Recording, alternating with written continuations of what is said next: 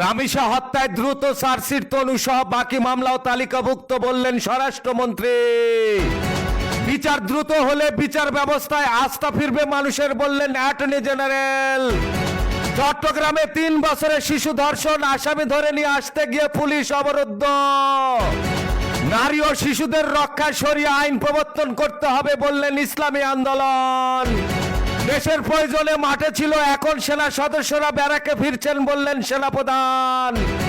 আমরা চাই শেখ হাসিনা মামলা ফেস করুক বললেন স্বরাষ্ট্রমন্ত্রী। রাজধানী ও এর আশেপাশের জেলায় বিজিবি মোতায়েন। স্থানীয় সরকার নির্বাচনে রক্তপাত বন্ধ করাই আমাদের মূল লক্ষ্য বললেন সিএসি। রামিসা হত্যাকারীদের দ্রুত বিচারের দাবি মহিলা জামাতের।